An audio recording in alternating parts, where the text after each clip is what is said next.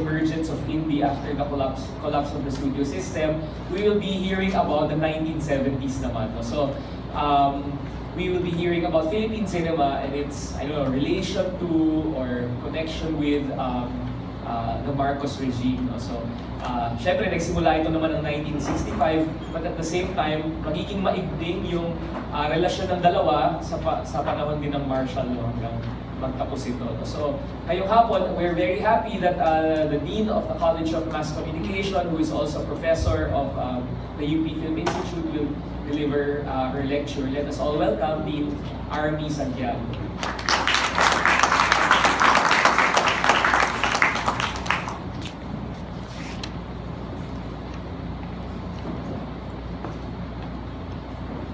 Maraming salamat, Professor Campos. At salamat din po sa pagkakataong ito na maibahagi at ma-share ko sa inyo ang isang importanteng aspeto ng aking pananaliksik tungkol sa, actually, parte po ito ng pananaliksik ko sa kay Lino Broca at sa New Cinema of the Philippines.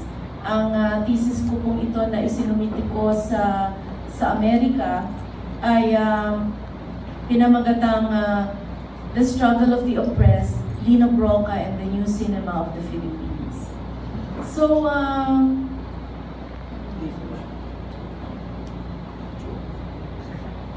I made a rough, it's just a rough PowerPoint lang na for guidance, okay? Pero, in the social political history of the Philippines, at alam niyo po ito, Ferdinand Marcos had the longest governance than any other leader. He was the 8th president of the country, elected into office in 1965. His platform was one of land reform and economic development. His first administration was marked by some improvement in the economy of the country. Many Filipinos admired him for bringing economic development and tangible progress to the country. But what people did not know was that these economic reforms of the early Marcos years meant an open economy to attract foreign investors, as well as his government's dealings with the International Monetary Fund and the World Bank that put this country into debt. Sabi nga nung panahon na ito ay nakabaon na lahat kami sa utang. Hindi pa pinapanganak ang aking anak, nakalibing na sa utang ng ating bansa. And actually, my paper talks about this intricate, romantic, lyrical relationship of the Marcoses and Philippine cinema. The seat of government was Manila. It was the only developed area of the country. And I'm talking about the late 60s to the early 80s. The result of this pattern of development was a rise in the urban poor population because of transmigration from the rural periphery into the highly congested urban interior in seek of a better economic situation. Congestion gave rise to an increased crime rate and violence. Though the deteriorating social conditions were clearly visible, public officials turned a blind eye towards their constituents and instead devoted their time and energies to political skirmishes, bickering, intrigue, graft, and corruption. And it is very sad to say that the film industry at that time played a safe role during this period. It remained detached from the realities of the times and simply churned out escapist films. Among these escapist films was the bomba films or sex films.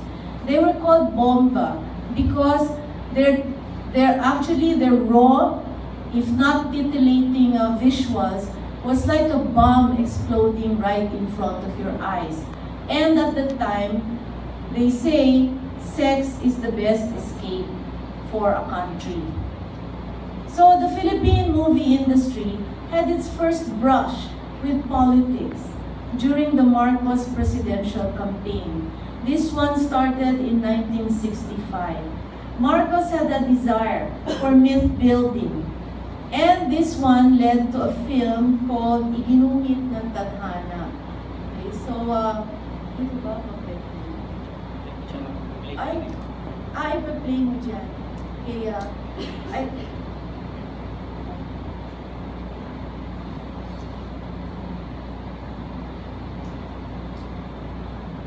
I got this from YouTube. And medyo, kasi restored film siya. So I just want to show you a few minutes, okay? So it starts with an inscription, and the camera will zoom into what was written, and it is September 11, 1917. So this is the day and year that Ferdinand E. Marcos was born. So, iginuhit ng tadhana, the Ferdinand E. Marcos story. So, it describes the condition when Marcos was born. So, para bang may pagka-eerie kasi kumikidlat, umuulan, malakas ang ulan, at nahihirapan ng kanyang ina sa pagpapaluwal sa kanya. And this film was produced by Marcos' crony and chief political operator, Ernesto Maceda. So, and this whole film will talk about even starting from the childhood of Marcos up to the time when he runs for senator, and then later when he runs for president. So yan yung umpisa. Si Rosamia yata isa sa mga actors. So I'll move on. Marcos was shrewd in using film as a propagandic tool. He shared the view of Russian leader Vladimir Lenin when he was quoted to say, "Of all of the arts, the most important is the cinema. It is supposed to be an educational, agitating, and propagandic tool for a country that has low economic development and high illiteracy levels." A controversy developed when the film was for exhibition kasi at the time, ang kalaban ni Marcos si Macapagal. At ginawa lahat ni Macapagal ng paraan na hindi maipalabas ang pelikulang ito. At dahil dito, nagkaroon ng court case at dahil nagmukhang underdog si Marcos, minahal siya lalo ng mga tao. Okay? And dito mo makikita na may intricate entanglement ang cinema at ang social at political life ng mga tao. The movies were used again by Marcos in 1969. So, 65 kasi, iginuhit ng tadhana, run siya for president, nanalo siya. Ngayon, mag-run siya for re-election in 1969. So, he produced a film called Maharlika, that's the one to your left, okay, with the beautiful American actress. Okay? And it was a full-scale jungle epic along the lines of, if you're familiar with Bridge of on the River Kwai. But a complicated sex scandal ensued between the American actress Dovie Beams and First Lady Imelda Marcos, and it resulted to the banning of the film. Dovie Beams was purported to have had a sexual affair with Ferdinand, and that she taped their sexual exploits. And when she felt that her life was being threatened, she divulged the affair to the press and released all the sex tapes to the press and to Benigno Aquino, Marcos's political nemesis. So noong pa, uso na yung mga sex tape. Pero ito yung mga cassette tape na malalaki. Apparently, nilalagay niya under the bed. May napanood akong episode ng history programa sa TV5 ni Lord De Vera. Kasi tinakil din niya itong Dovey Beams case. Tapos may pagka-weird din kasi yung talagang alam mo na si Dovey Beams at si Marcos yung in action. At ang tawag pa ni Dovey Beams sa kanya ay Fred. At para mapagtakpan ang eskandalo ng Maharlika, kasi dito sa Maharlika, si Dovey Beams plays the role of the girlfriend of Ferdinand Marcos, na ang pangalan ni Evelyn Quezon. Tapos yung si Marcos dyan, yung si Paul Burke, siya yung gumaganap na Marcos. Tapos mga guerrilla sila. So parang ito yung heroics daw ni Marcos during the Japanese time. Dito rin siya naakusahan ng pagpatay ng isa ring kapwa sundalo. Okay. So para mapagtakpan ng iskandalong yan, naglabas ng wholesome family film na pinamagatang Pinagbuklod ng Langit. Okay? At ito ay pinamumunahan ng screen idols na si Luis Gonzalez at si Gloria Romero. Silang gumanap na first couple. And ito ay nagpapakita ng simple family life ng mga Marcoses. Isa rin sa mga artista dito ay si Vilma Santos, nung bata pa siya. Medyo malaki-laki na siya as through this liit, pero hindi pa ganap na dalaga. At when I was doing my research, it was so uncanny because Gloria Romero, at her age at that time, really looked like Imelda Marcos. So parang ang galing din ng pag-match nila. Alam nila na sino ang gagamiting artista para mahumaling ang ating mga mamamayan. And then, of course, noong papatapos na ang 1969 at pumapasok ang 70s at nagkakaroon na ng political unrest, dito lalabas na ang martial law. Alam ko, marami sa atin dito sa bulwagang ito ay hindi nila inabot ang martial law. Pero ako, at yung iba rin na nandito, alam ko na inabot nyo ang martial law. Nung martial law, ano lang ako noon grade 2. Ay, so that the country was supposed to be threatened by the rise of crime and violence, the spread of communist rebellion, and the movement for secession among Muslims in the country. And these factors, together with other problems in the country, prompted Marcos to declare martial rule. And also at the time, he already knew he cannot run for re-election again. So, syempre, diba, the best way is declare martial rule all over the country. So, pagdating na September 21, September 21, 1972, just like any other of my generation, I woke up to the silence of the radio, the blankness of the TV screen, and the unusual absence of the newspaper. It was on this fateful day that martial law was proclaimed. And my father was a member of the military, and my father was also called. Akala nga namin nakidnap na ang tatay ko pero buti bumalik siya after 1 week. Okay? Kasi ang argumento ni Marcos, the security of the nation was under threat from a growing leftist movement determined to overthrow the government. At sino pa ba at alin na sektor ng ating lipunan ang maapektuhan ng martial law kundi ang media? At ang pinaka-apektado ay ang ating film industry. So, yung mga escapist films na bomba films, okay, natanggal yon sa teatro. Tapos nagkaroon ng censorship rules. At later on, yung magandang balita naman ay nagkaroon ng panibagong pananaw ang mga filmmakers na iba at nagtatag sila ng New Cinema of the Philippines. Pero, pag tinitignan mo rin, the early years of martial law saw feature filmmaking for propagandic purposes.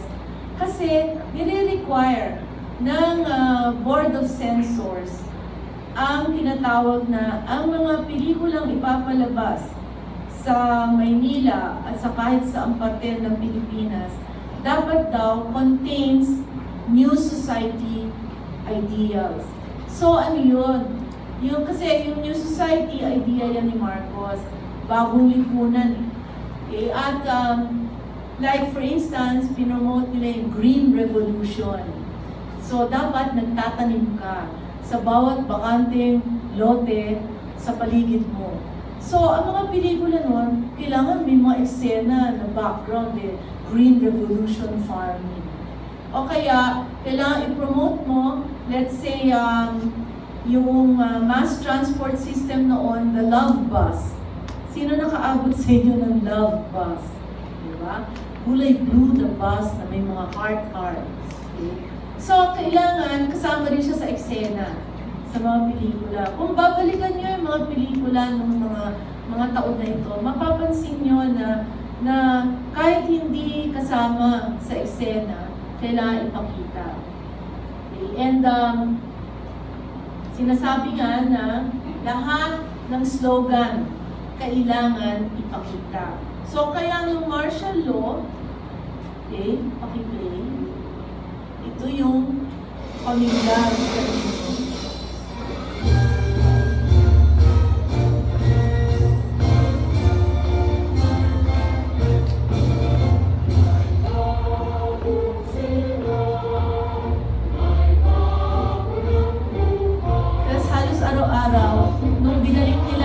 Television, halos araw-araw yan lang ang napapanood namin. So, does it bring back memories?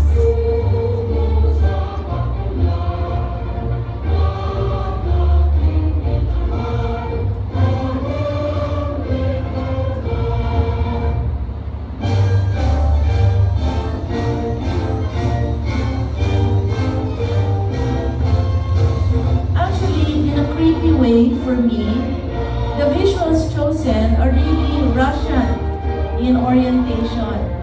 This is how Russian propaganda is shown, that the progress of the nation depends on the hands of the proletariat.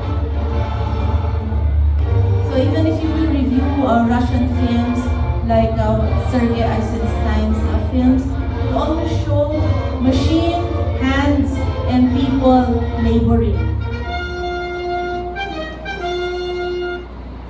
So, ito rin yung nakikita namin sa telebisyon. Sa Iulad ng Bayan, disiplina ang kailangan. Araw-araw, yan lang ang aming nakikita. So, Marcos created a political crony system within his cabinet, and it affected all sectors of society.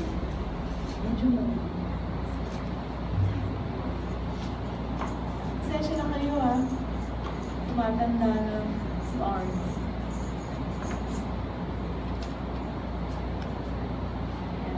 And actually, the one good thing that happened during this time is that all of the filmmakers coalesced. And then, actually, it was during this period that the Concerned Artists of the Philippines was formed, and other various artistic groups demanding for freedom of expression and freedom of speech. So that it prompted filmmakers to involve themselves in creating social awareness through their films. So ito yung mga late 70s up to the early 80s. At dito lumabas yung tinatawag na New Cinema of the Philippines. And martial law consequently and ironically gave rise to this new era and a so-called second golden age of Filipino films. The emergence of the new cinema of the Philippines paved the way for academic and non-academic institutions and organizations to take more concrete steps toward the development of a program of film education in the country. In 1976, the University of the Philippines, which offered theory and appreciation courses in the humanities program, established the UP Film Center, which was given the task of instruction, research, and community extension work in film as an art. By 1984, the same university established a full bachelor degree program in film and audiovisual communication under the then Institute of Mass Communication, now known as the College of Mass Communication.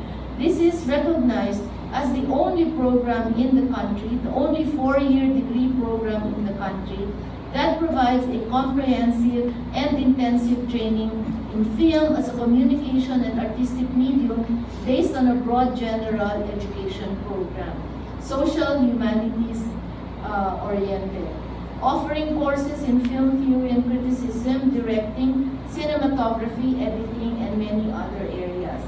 However, during that time also, the De La Salle University, or DLSU, offered various courses in theater, advertising, and cinema in its language and literature department beginning in 1974. And then later, it became the communication arts program. However, they could not develop a film program at the time because film was very expensive to create and to maintain.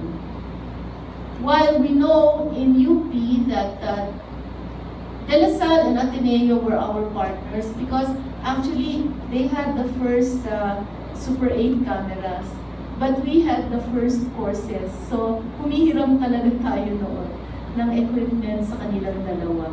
And they are very supportive. And then later, kasi ang Ateneo de Manila University, they developed the first closed circuit TV network for instruction. Sila naman yung meron nun. So, and then, University of the East and Far Eastern University also followed suit. Pero, UP lang yung matapang-tapang na gawin talagang four-year degree program ang film. And then, there were non-academic institutions like the Mowell Fund Film Institute, or MFI, created in 1982, and it organized short courses and workshops designed for amateur and professional filmmakers and industry workers. And the MFI was instrumental to the emergence of the alternative cinema. And in the same year, Executive Order number 770, penned by Ferdinand Marcos, established a government corporation called the Experimental Cinema of the Philippines. Actually, during this time, film was emerging as no longer an art in an ivory tower. Worldwide, it was being considered and having a lot of involvement in how society would develop. So dito naman nakikipaglaro si Marcos. Pinalalabas niya na importante rin sa akin ang film. Sinusuportahan ko yan. Para makita lang sa ibang bansa na may magandang film industry ang Pilipinas. Actually noon, mataas ang ating output in film production. Tayo eh. Sa Asia, tayo ang number 1 noon. Then later, sinapawan na tayo ng India. Tapos later, wala na, nawalalit na tayo. So, there was the Experimental Cinema of the Philippines, headed by Marcos's eldest daughter, Aimee. The objectives of the ECP were to promote film appreciation among the youth, to expand the audience for commercial and non-commercial films, to develop an alternative venue for the exhibition of non-mainstream films, to assist young filmmakers and encourage those working in local film industry to acquire film production expertise and to promote incentives such as a film fund, to extend financial assistance to producers of artistic films. However, the ECP was short-lived because it was a Marcos mechanism, so it was very, very much affected by corruption. And it was due to overspending and biased awarding of incentives, and then of course criticisms from all sectors of society for passing as art films and exhibiting what were considered pornographic films. It was renamed the Film Development Foundation of the Philippines in 1985.